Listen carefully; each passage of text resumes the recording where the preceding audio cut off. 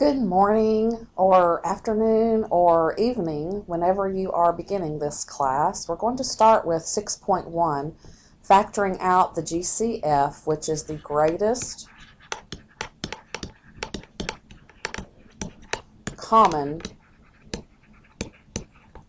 factor. And then we'll use that to do factoring by grouping. We'll just go ahead and talk about some of these terms. Greatest is largest. Common is something that is alike or the same. Factor. This is a math word. We're talking about numbers that are multiplied. I will use the X with a circle around it to represent multiplication, since we also use that X to represent a variable. And so you want to keep in mind that 2 times 3 with a dot, 2 times 3 with parentheses, 2x is 2 times x, the variable. So again, if I'm going to use the X as multiplication, I will circle it. So let's take a few numbers here. And what we want to do is we're going to write the prime factors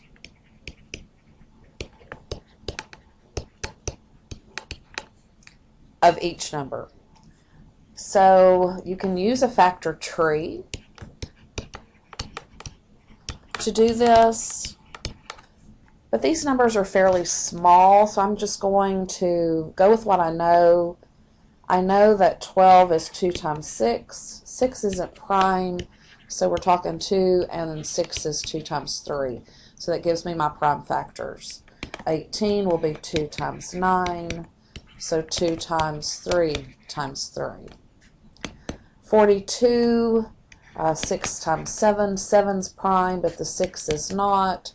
So 2 times 3 times 7.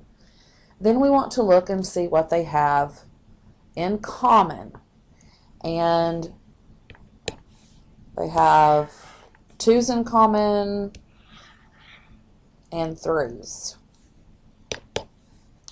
So the GCF for these three numbers, 2 times 3 is 6. When we're looking at expressions that involve variables, we can do the same thing, right, as prime factors. So x cubed would be x, x, x. X to the 6 is x times x times x. And we do that 6 times. And then to the 4th. And again, you don't have to put the dots, but it's a little bit clearer that we're talking about multiplication here. Then we want to look and see what they have in common. They have 3 of those in common. So the GCF here is x cubed. Now we can come up with a little bit of a shortcut. Maybe you see what that shortcut is already. Go with the lowest exponent. That will give you your shortcut when you're dealing with the variables. So let's take this information and we want to factor out the GCF.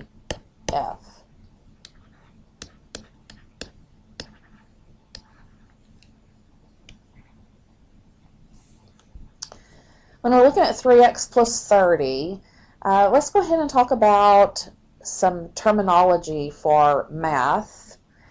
The 3, the x, and the 30 all have math names. The 30 is called a constant. Constants remain the same. So they are numbers that don't change, and they are by themselves. They are not attached to a letter or a variable. We call the letters variables, and really a variable is an unknown quantity The letter just represents that unknown quantity. And the 3 that's with the variable, let's go ahead and bring this arrow down a little. This is called the coefficient. So keep in mind, like couple, it's going to be with something else. The coefficient will also be a number, but it will be with the variable. So just a little side note, we will spend a lot of time talking about terminology and vocabulary, but let's go ahead and go back to 3x plus 30, and we want to factor out the GCF. When I look at this, I see that 3 will go into 30, and so my GCF is 3. I'm going to pull it out, and then I need to put in the parentheses what I will multiply to go back to where we started. So 3 times x would give me 3x, and then 3 times a positive 10 would give me this plus 30. So to check that, multiply.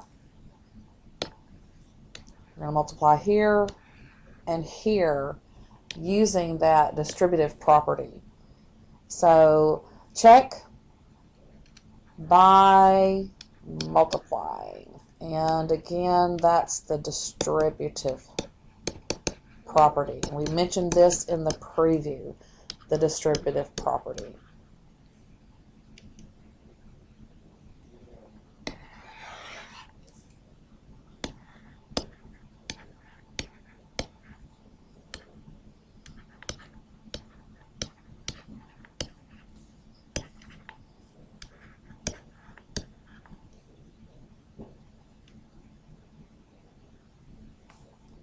Here we have another expression, and we are looking for what they have in common. So if I look at the first 2, they have a 2.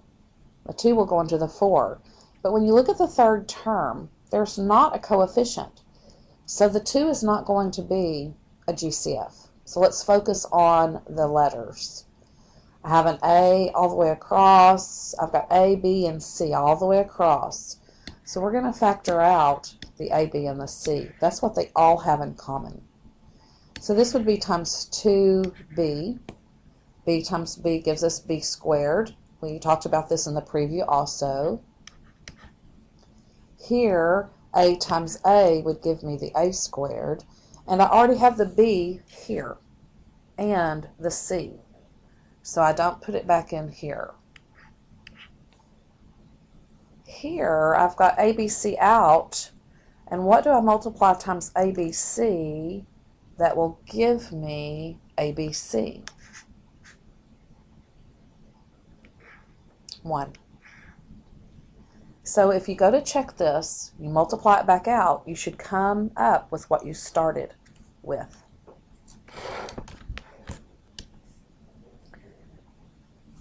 As we go through the semester, it's going to be very important for you to practice. We do this in my face-to-face class. I lecture a little while and then we practice. It's hard to do math just by watching somebody else do math. So it will be very important that you practice. What we will do is, I will mention that we're going to practice. I will write some problems. So what we're going to do here is I want you to factor out the GCF.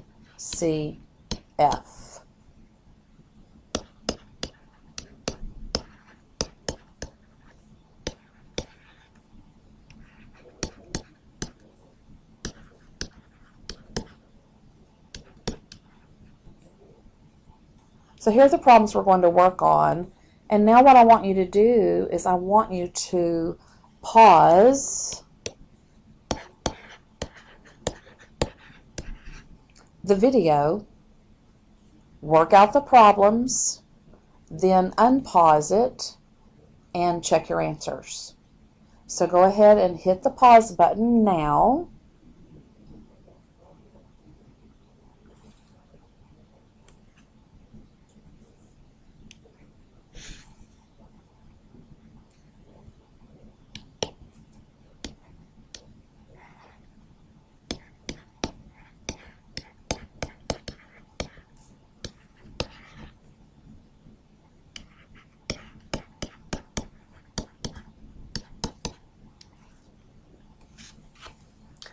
So here are your answers. I hope you followed the process and paused it, did the work, then unpaused it and checked your answers.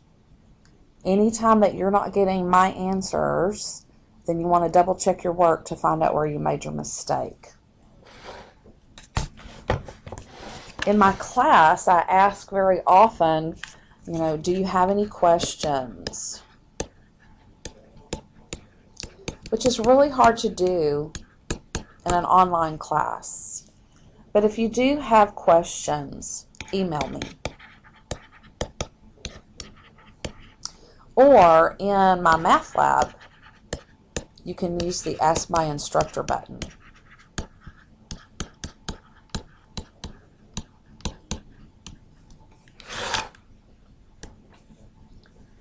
Now it's time to do factoring by grouping.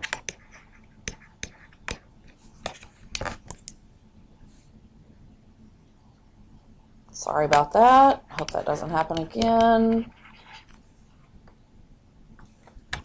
Alrighty, so here we go. We will use this with a 4-term expression.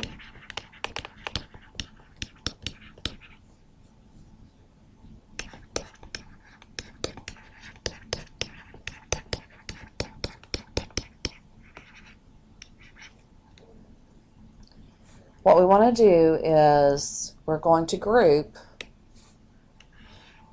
the first 2 terms and the second 2 terms and circle that middle. We're going to focus on it also. Then look for the GCF of each. In the first one we have x cubed plus 3x squared, so they have an x squared in common. What's left? X squared times x, and x squared times a positive 3 would take us back to where we started. Just bring down this little plus. Look at your second expression. They have a 4 in common, 4 times x and 4 times 3. And then you need to notice here, what's in these parentheses must match. If they don't, you've made a mistake. Then we go to our answer. We take what was in front of the parentheses, and that becomes our first factor. Our second factor is what's in the parentheses. And this is factor by grouping. So let's go ahead and write down what we did in words. The first thing you want to do is you want to group the first and second terms, the third and fourth. Whoops. Let's get rid of that. Terms.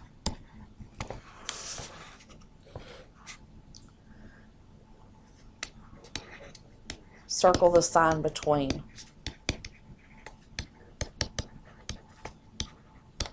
When that sign is a negative, this is going to be very important that you have circled that and paid attention to it. Then we want to factor out the GCF. After we do that, we want to look and make sure that's what's in the parentheses is the same. And then our last thing to do is we want to write the answer.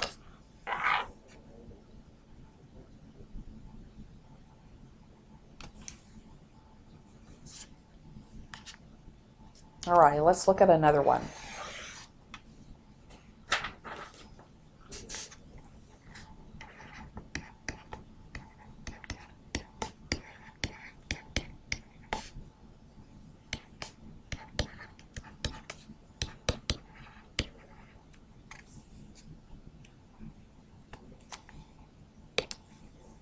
want to underline the two groups, focus on what's in the middle. What do they have in common? 8 and 20, the largest thing they have in common is a 4. If you pick something smaller, you'll notice that your two parentheses won't match. So we'll pull out a 4. Oh, I don't want to do that with the pink. Hang on a second. 4. And then we'll have times 2 gives us the 8. Let's pull out x squared also.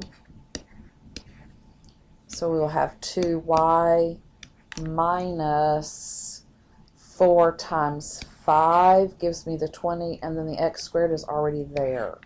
Go ahead and bring down that minus. Looking at the 10y and the 25, what do they have in common? A 5. 5 times 2, y gives us the 10y. 5 times 5 gives us the 25. Now this is where you have to be careful. This is a positive, and we'd like to bring that down. But if I bring down a plus, then notice that these two don't match. And a negative times a positive is a negative, and that's not what we started with. So we've got to make sure that we're paying attention. So here we want this to be a negative.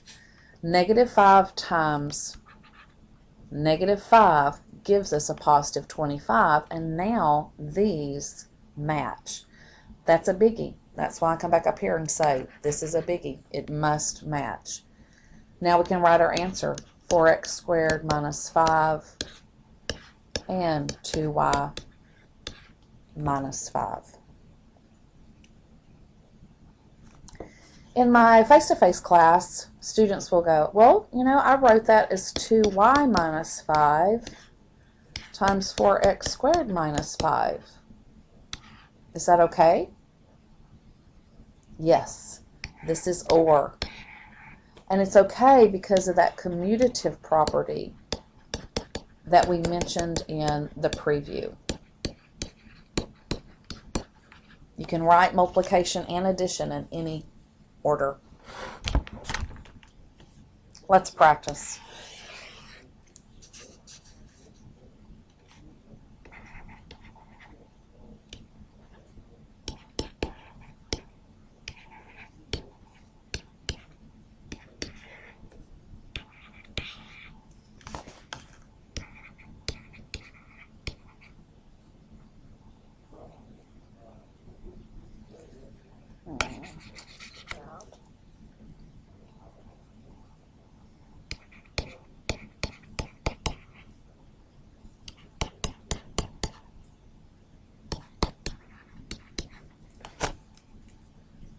Okay, so write those down and then pause the video, do the work, then unpause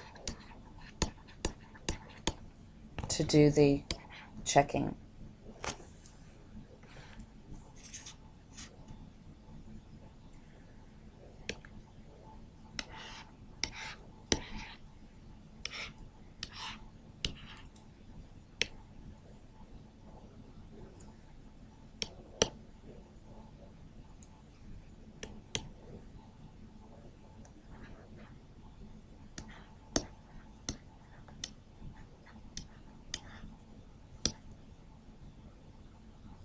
This one looks like nothing, like they don't have a GCF. But they both have a minus in front of them. And so if I take out a negative 1, and then I go back like this, a negative 1 times b to the 5th gives me the negative b to the 5th. And the negative 1 times a positive 1 will give me the negative 1 here. And then notice that these match. And so anytime that it appears to not have anything in common, it has a 1 in common. Looking at these other two,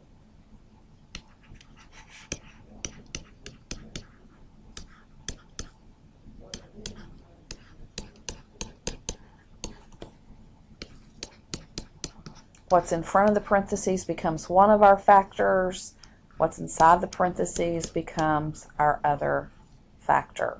And so these are our two answers.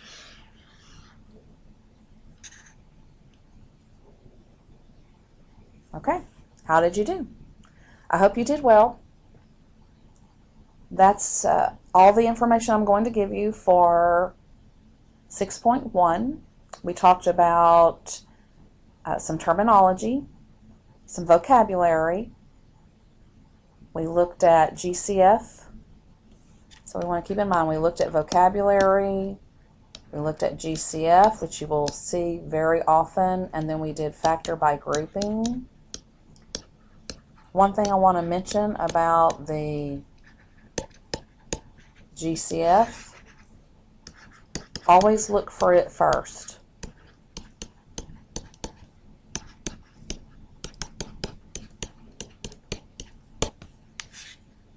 Okay, very good.